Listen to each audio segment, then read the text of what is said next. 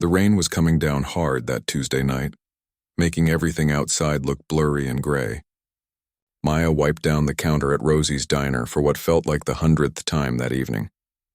Her feet hurt from standing for 12 hours straight, but she couldn't afford to complain. She needed every dollar she could get. At 28 years old, Maya had been working at the diner for almost 3 years now.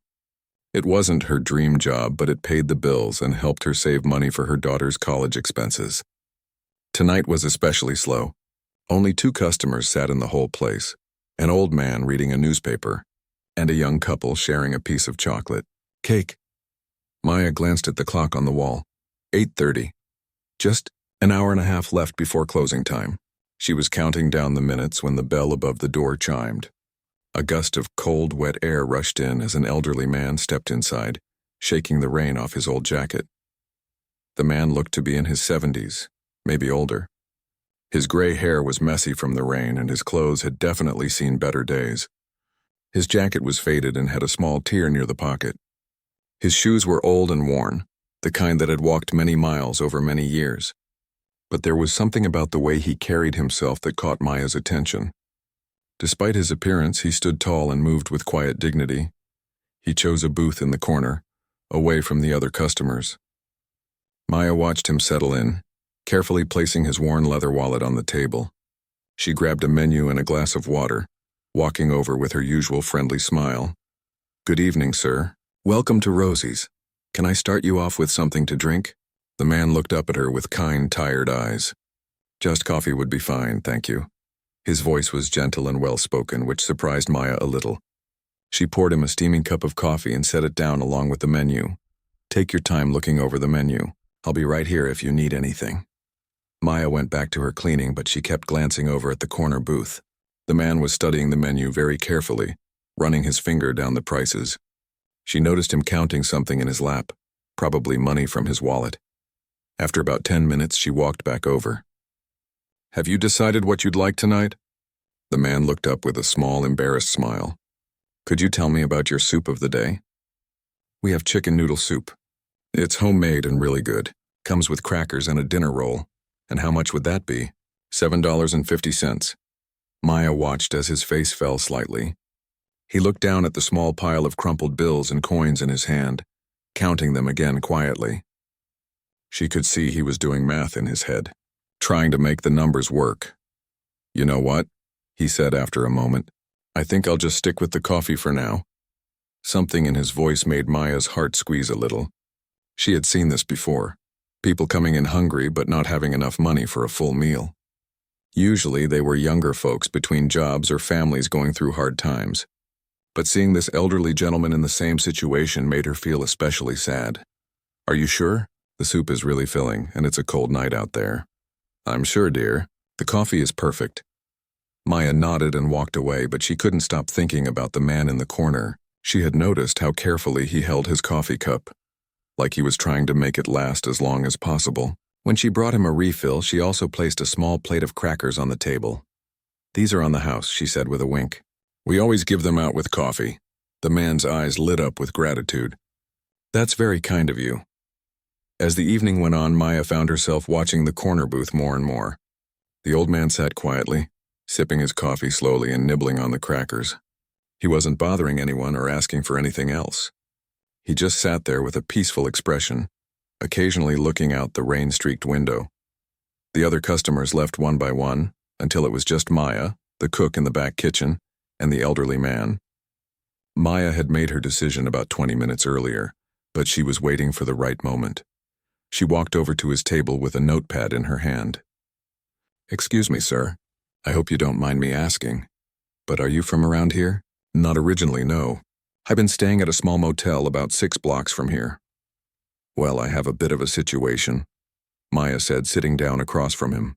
"We made way too much soup tonight, and we'll just have to throw it away if nobody eats it. Would you be willing to help us out? It would actually be doing us a favor." The man looked at her suspiciously, but with a small smile. "That's very generous, but I couldn't possibly—" "Please," Maya interrupted gently. "I hate seeing good food go to waste. And honestly, you'd be helping me out. My manager gets upset when we have too much leftover food." This wasn't entirely true. But Maya had learned that sometimes a small white lie could help preserve someone's dignity. The man seemed to consider her offer carefully. Well, if it would really help you out, it absolutely would. Maya practically bounced back to the kitchen. She ladled a generous bowl of the chicken noodle soup, added 2 warm dinner rolls, and even included a small side salad that was also going to be thrown away. She carried the food back to the corner booth with a big smile. Here we go. 1 bowl of soup that definitely would have been wasted. The man looked at the feast in front of him with wonder. This is far too much. I couldn't eat all of this. Well, whatever you can't finish, you can take with you. We have containers. As the elderly man began to eat, Maya noticed how he savored every spoonful. He ate slowly and deliberately, like someone who hadn't had a good meal in quite some time. Between bites, he would look up at Maya with grateful eyes. This is delicious, he said. You tell your cook that this might be the best chicken noodle soup I've ever had. I'll make sure to pass that along. Maya went back to her closing duties, but she kept the conversation going from across the diner. She learned that the man's name was Robert and that he had been traveling for several months. He didn't say much about where he had come from or where he was going, but he spoke beautifully about the different places he had seen. When Robert finished eating, he carefully folded his napkin and sat back with a satisfied sigh. Maya came over to clear his dishes, but he stopped her. Wait, he said, reaching into his wallet. I want to leave you something for your kindness. He pulled out a $5 bill, which, based on the counting she had seen earlier, was probably most of what he had left. You don't need to do that, Maya protested. The meal was free, remember? Please, Robert said firmly. A good deed deserves recognition. He placed the money on the table and stood up slowly. Maya quickly packed the leftover dinner rolls in a to-go container and handed it to him. For later, she said simply. Robert took the container with both hands, like he was receiving something precious. Thank you, Maya. Your kindness tonight means more than you could possibly know. As Maya watched the elderly man walk back out into the rainy night, she had no idea that this simple act of compassion would soon change her life forever. 3 days later, Maya was working the afternoon shift when she saw a familiar figure walking slowly past the diner's big front windows. It was Robert, the elderly man from Tuesday night. He seemed to be looking inside, but he didn't come in. Maya watched him walk past twice before she realized he was probably trying to decide if he could afford to eat. Without thinking twice, Maya grabbed a dish towel and stepped outside. The November air was crisp and cold, and Robert was standing on the sidewalk about 20 feet away looking uncertain. Robert, she called out, waving. How are you doing? His face broke into a genuine smile when he saw her. Maya, hello. I was just walking by. Perfect timing. We just made a fresh batch of that chicken noodle soup you like so much. Want to come in and try some? Robert hesitated, and Maya could see him mentally counting his money again. That's very tempting, but I'm not sure I should. Come on, Maya said, gently taking his arm. I promise we have plenty to spare today, too. Back inside the diner, Maya seated Robert in the same corner booth. This time she brought him not just soup, but a full meal, meatloaf with mashed potatoes and green beans, plus a slice of apple pie that the cook had made fresh that morning. This is really too much, Robert protested, but Maya could see how hungry he was. Not at all. Actually, let me tell you something. Yesterday, a customer ordered this exact meal and then changed his mind after we had already made it. It's been sitting in the kitchen, and we need to use it up. Again, this wasn't completely true, but Maya was getting better at finding creative ways to help, without making Robert feel like he was accepting charity. She had learned that preserving someone's dignity was just as important as feeding them. As Robert ate, they talked more than they had the first night. Maya learned that he had been a teacher many years ago, and he knew an incredible amount about history and literature.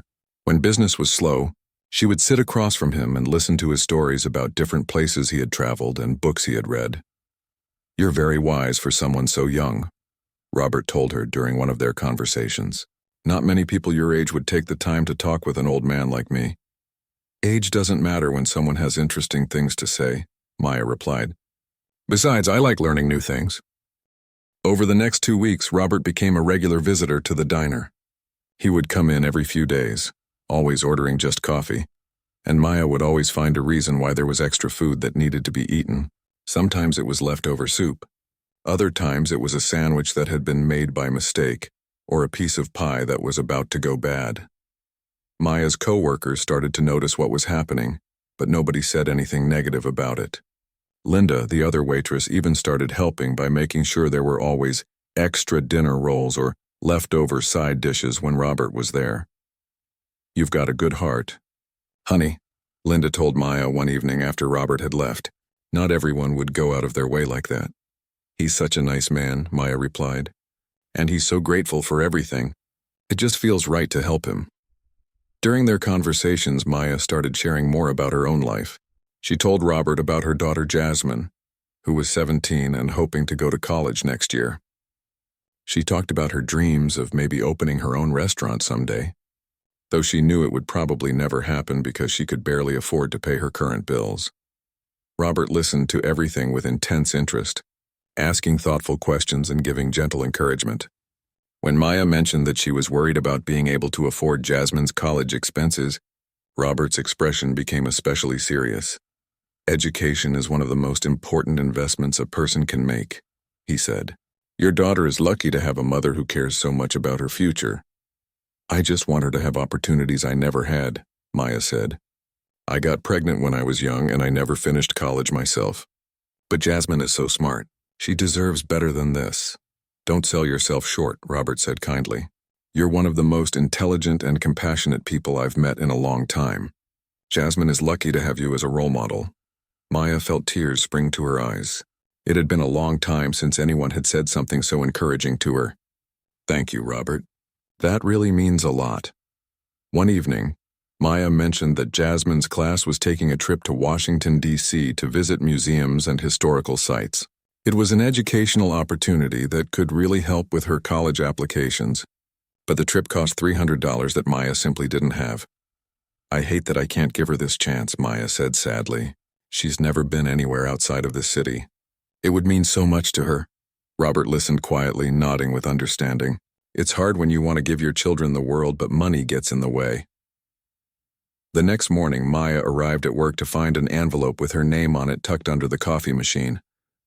Inside was exactly $300 in cash, along with a short note written in Robert's careful handwriting.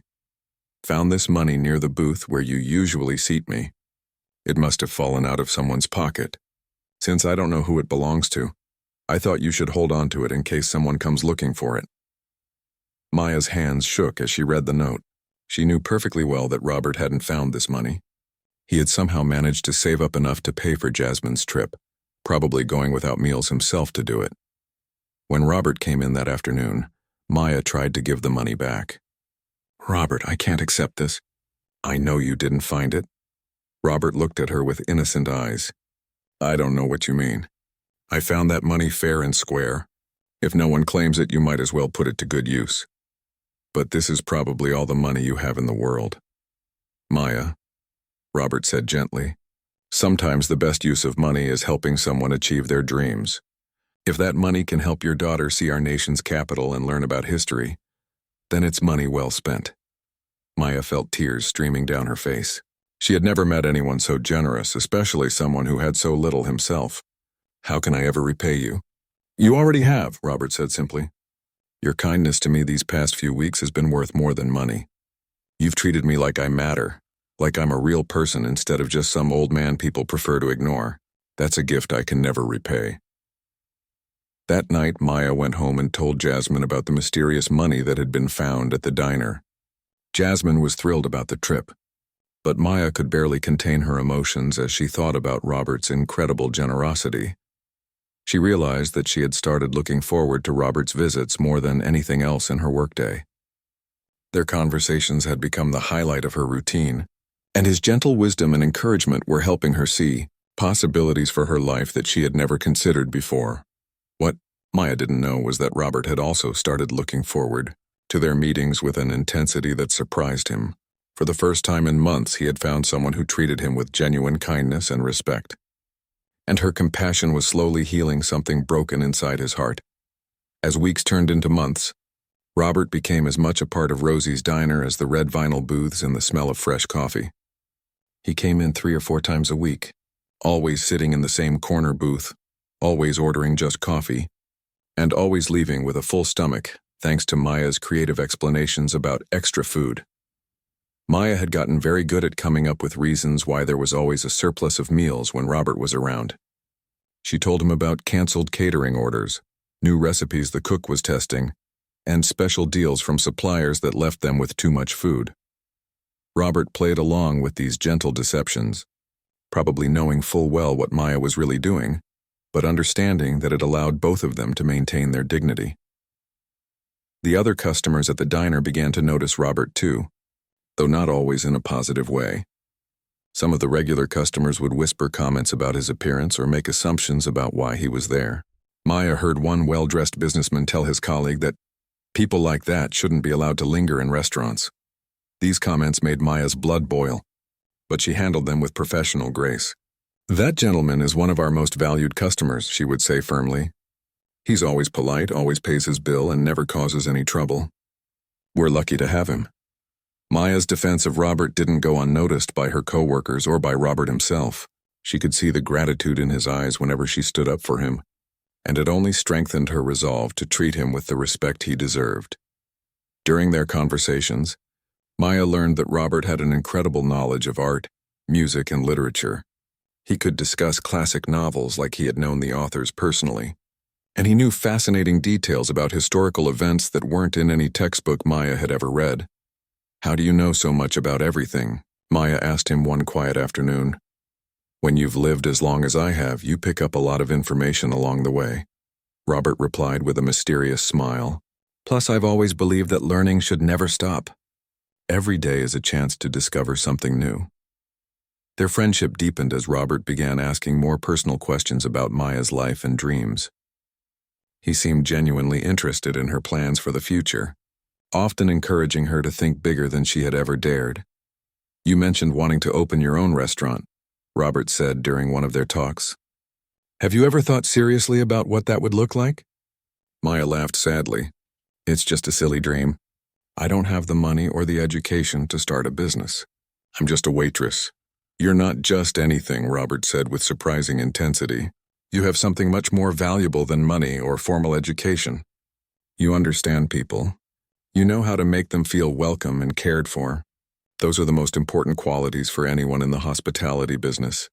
But starting a restaurant takes so much money. I don't even have enough saved up to fix my car when it breaks down."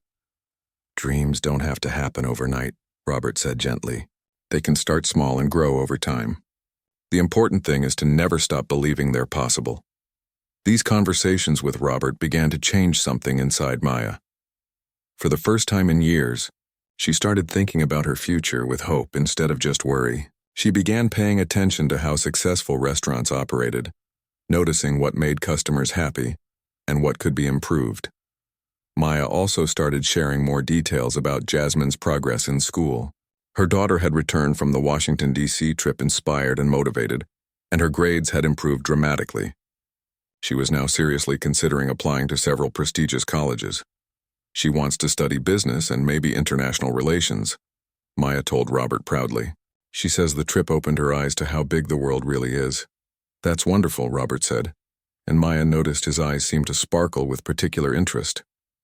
Those are fields with tremendous opportunities for making a positive impact. One evening in early December, Maya noticed that Robert seemed different. He was quieter than usual, and he kept looking around the diner with an expression she couldn't quite read. When she asked if everything was okay, he smiled and said he was just feeling nostalgic. "This place has become very special to me," he said, "and our friendship means more than you know." Maya felt a warm glow at his words, but there was something in his tone that made her feel slightly uneasy. It sounded almost like he was saying goodbye. A few days later, a middle-aged couple came into the diner during the dinner rush. They were well-dressed and obviously wealthy, and they seemed completely out of place in the modest restaurant. They sat in a booth near Robert's usual corner spot and kept glancing over at him. Maya watched their behavior with growing concern. When she went to take their order, the woman asked, "Excuse me, but is that elderly gentleman a regular customer here?" "Yes, he is," Maya replied carefully. "Is there a problem?" "Oh, no problem at all," the man said quickly. "We were just curious. He seems very interesting." After they left, Maya felt troubled by the encounter. She mentioned it to Robert when he came in the next day, but he just shrugged it off as coincidence. Perhaps they were just people watching, he suggested. Some folks find diners fascinating for the cross-section of humanity they represent. But Maya noticed that Robert seemed more watchful after that, occasionally glancing toward the windows as if he was expecting someone. The following week brought an incident that showed Maya just how much her friendship with Robert had come to mean to her. A group of rowdy college students came in late one evening, obviously having been drinking.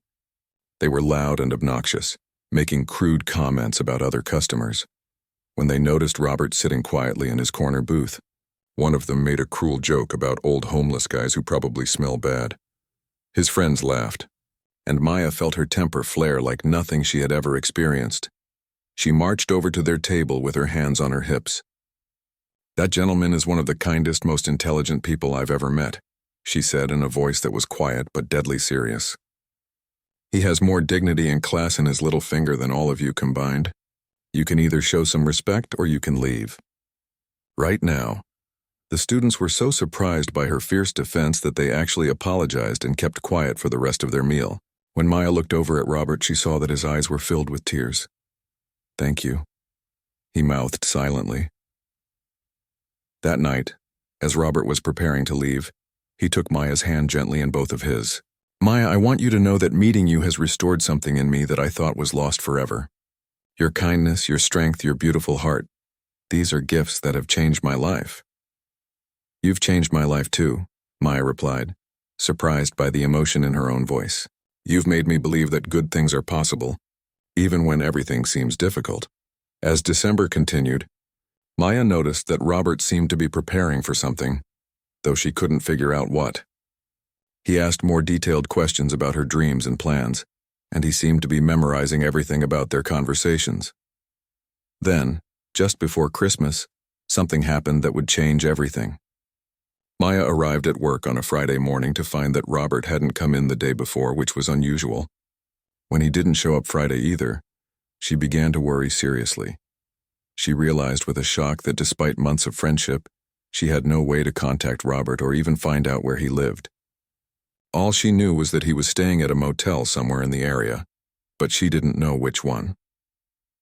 Maya spent the entire weekend worried sick, wondering if something had happened to her friend. She found herself staring at the corner booth, hoping to see his familiar figure walking through the door. Little did she know that Robert's absence wasn't due to illness or accident, but because everything was about to change in ways she could never have imagined. By Monday morning, Maya was genuinely frightened. Robert had never gone more than 2 days without coming to the diner, and now it had been 4 days since anyone had seen him. She found herself constantly looking toward the door, hoping to see his familiar figure shuffling in with his gentle smile and worn jacket.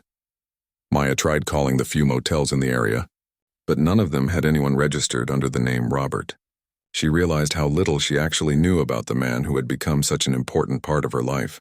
All their conversations had focused on books, dreams, and philosophy, but he had never shared practical details about where he lived or if he had any family. Linda, her co-worker, tried to reassure her. "Honey, maybe he just moved on to another town. You know how some folks are. They drift from place to place." But Maya couldn't shake the feeling that something was wrong. Robert wasn't the type of person to just disappear without saying goodbye. He was too considerate, too thoughtful. If he had been planning to leave, he would have told her. Tuesday evening brought a surprise that Maya wasn't prepared for. She was wiping down tables near closing time when the door chimed, and instead of Robert, a woman in an expensive business suit walked in. The woman was probably in her 40s with perfectly styled hair and the kind of confidence that came from working in high-powered corporate environments. The woman looked around the diner with obvious interest, taking in every detail from the worn linoleum floors to the handwritten daily specials board. Her gaze settled on Maya, and she walked directly toward her. "Excuse me, are you Maya Johnson?" Maya felt her heart skip a beat. How did this stranger know her name? "Yes, I am. Can I help you?" "My name is Patricia Wells. I'm here about Robert." "Robert? Is he okay? Where is he?" The questions tumbled out of Maya before she could stop them. Patricia smiled reassuringly. "He's fine, but he's in the hospital. He developed pneumonia a few days ago, but he's recovering well." The doctors expect him to make a full recovery. Maya felt a wave of relief wash over her, followed immediately by concern. Pneumonia? Is he getting proper care? Which hospital? I need to visit him. He's at Presbyterian Medical Center, and yes, he's getting excellent care. But before I tell you more, he asked me to give you this. Patricia reached into her briefcase and pulled out a thick envelope with Maya's name written on it in Robert's careful handwriting. Maya's hands trembled as she took the envelope. Who are you exactly? How do you know Robert? I work for him, Patricia said simply. And I think that letter will explain everything much better than I can. Maya stared at the envelope, suddenly afraid to open it. Work for him? What do you mean? Please read the letter first. Then I'll answer any questions you have. With Patricia watching, Maya carefully opened the envelope. Inside was several pages of Robert's neat handwriting. The letter began simply, My dear Maya. As Maya read the first paragraph, her legs felt weak, and she had to sit down heavily in the nearest booth. Patricia sat across from her, waiting patiently as Maya's world turned upside down. My dear Maya, the letter began, I hope you can forgive an old man for not being completely honest with you about who I am. My full name is Robert Sterling, and I am the owner and chairman of Sterling Industries, one of the largest companies in this region. Maya looked up at Patricia with shock. This can't be real. Robert doesn't have any money. He can barely afford coffee. Patricia nodded gently. Keep reading. He explains everything. Maya returned to the letter with shaking hands. Robert wrote about how, after his wife died 2 years earlier, he had become deeply depressed and disillusioned. He had realized that he was surrounded by people who only cared about him because of his wealth and status. Everyone wanted something from him. Charitable donations, business favors, social connections. I decided to conduct an experiment, the letter continued. I wanted to see if genuine human kindness still existed. I dressed like someone society typically ignores and lived as simply as possible, staying in modest accommodations and limiting myself to very little money. I wanted to experience how the world treats people who appear to have nothing to offer. Maya felt tears starting to stream down her face as she read about Robert's journey through different cities and towns, his growing cynicism as he was ignored, dismissed, or treated poorly everywhere he went. Then I found Rosie's diner.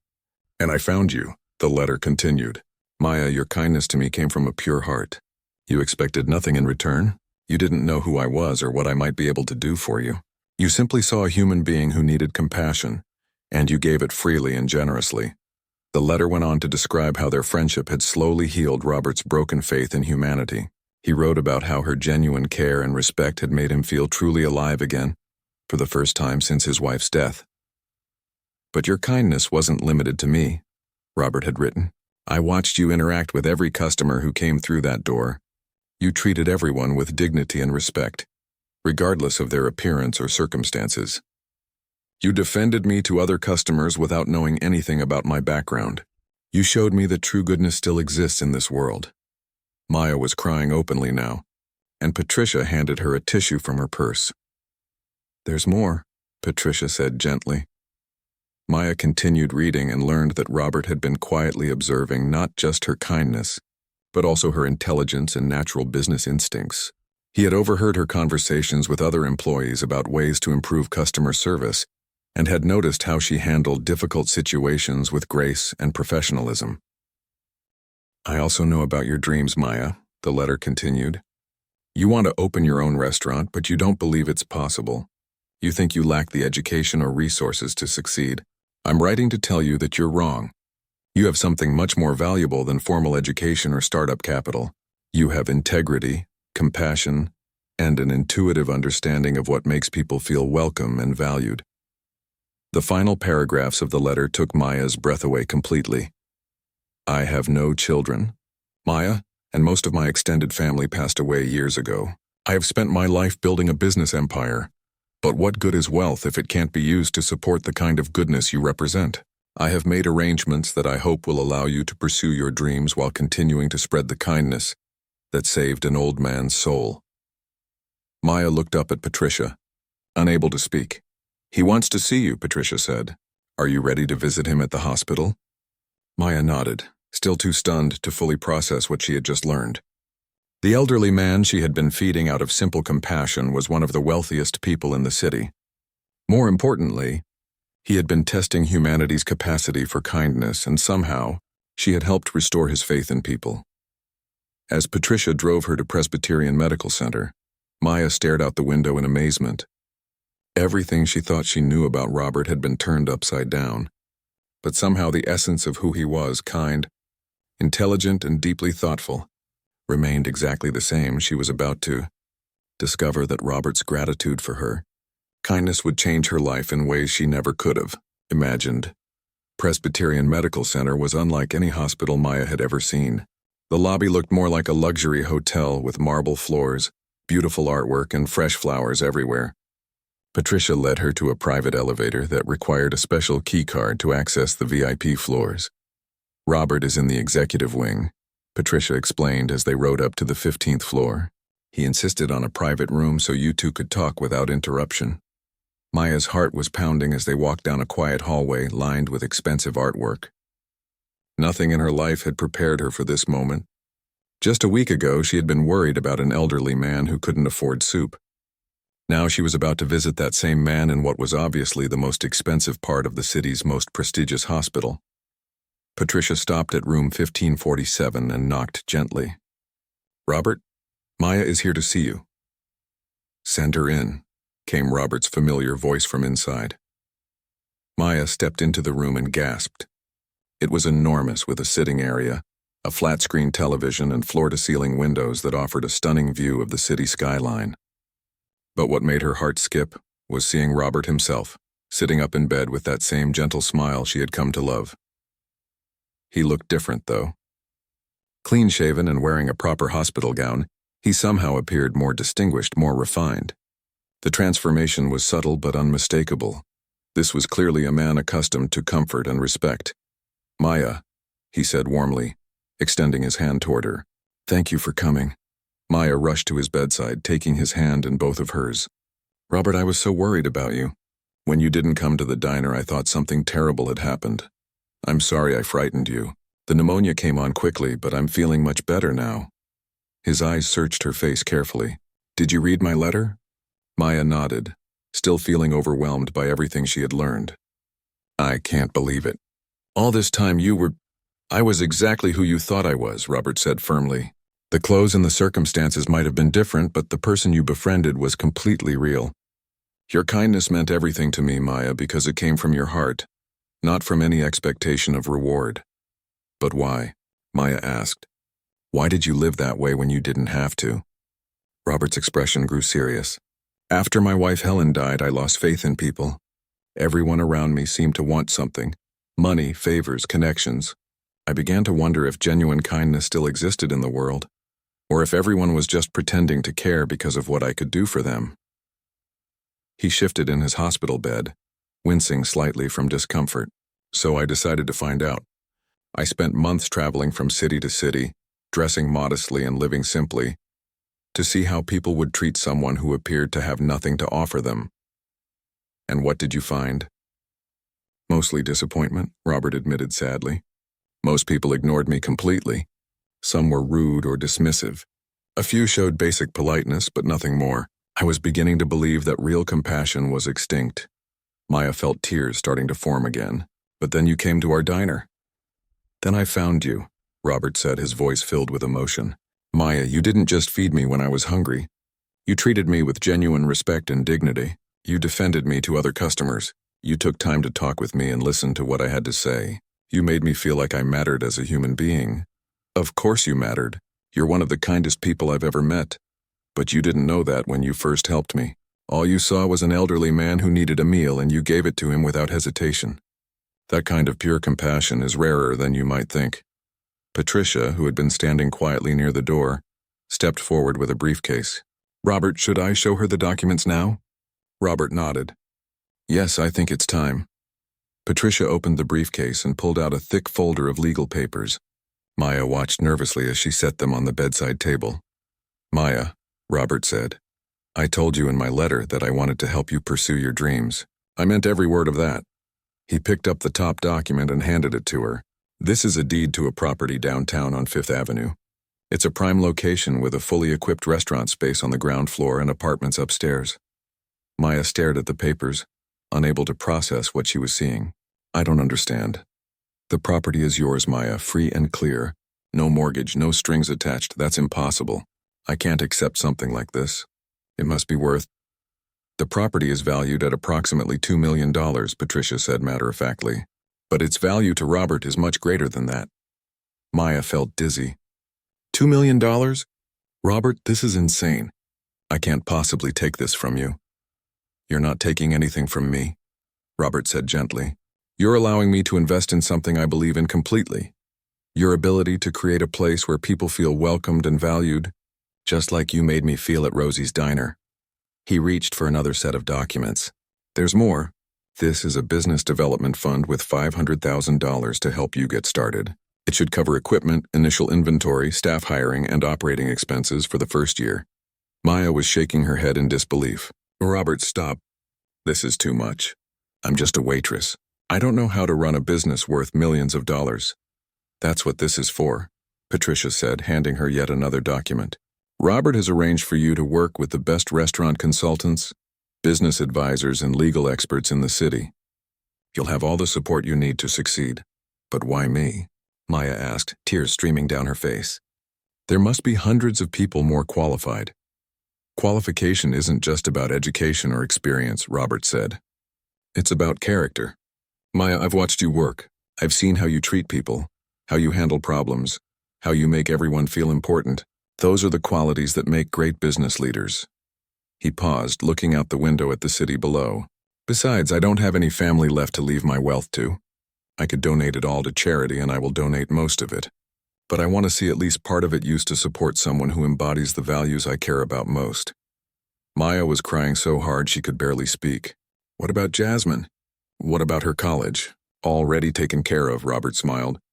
There's a full scholarship fund established for her education, including graduate school if she chooses. She can study anywhere she wants without worrying about the cost. Robert, I don't know what to say. This is like a fairy tale. Say you'll accept it, Robert said earnestly. Say you'll use these resources to create something beautiful and meaningful. Say you'll continue to spread the kind of kindness that saved an old man's faith in humanity. Maya looked around the luxurious hospital room, then at the legal documents that represented more money than she had ever dreamed of having, and finally at Robert's hopeful face. There's one condition, she said finally. Robert raised his eyebrows. What's that? You have to promise to be my first regular customer. Same corner booth, same conversations. And I'm warning you now. I'm going to make sure there's always extra food that needs to be eaten. Robert's face broke into the biggest smile Maya had ever seen from him. That sounds like the best business arrangement I've ever made. 6 months later, Maya's Kitchen opened its doors on Fifth Avenue. The restaurant was everything Maya had dreamed of and more. Warm, welcoming, with excellent food and a staff trained to treat every customer with dignity and respect. True to his word, Robert was there every day, sitting in his favorite corner booth, now paying full price for his meals but still leaving generous tips. The success of the restaurant allowed Maya to do something even more meaningful. She established a program to provide free meals to anyone who needed them, served with the same quality and respect as paying customers. No one was ever made to feel ashamed for needing help. Jasmine thrived in college, studying business and international relations just as she had planned. She spent her summers working at Maya's Kitchen, learning about restaurant management and her mother's philosophy of treating people with kindness. Robert often told people that while he had spent his career building a business empire, Maya had taught him the true meaning of wealth, the richness of human connection, the value of compassion, and the profound impact that one person's kindness could have on the world. The small act of buying a stranger soup had grown into something much larger, a legacy of kindness that touched countless lives and proved that sometimes the most valuable investments are made not in stocks or real estate, but in the goodness of human hearts. And every evening, as Maya watched Robert finish his dinner in the corner booth, she remembered the rainy Tuesday night when everything changed, and she smiled, knowing that the best things in life often come disguised as simple acts of kindness.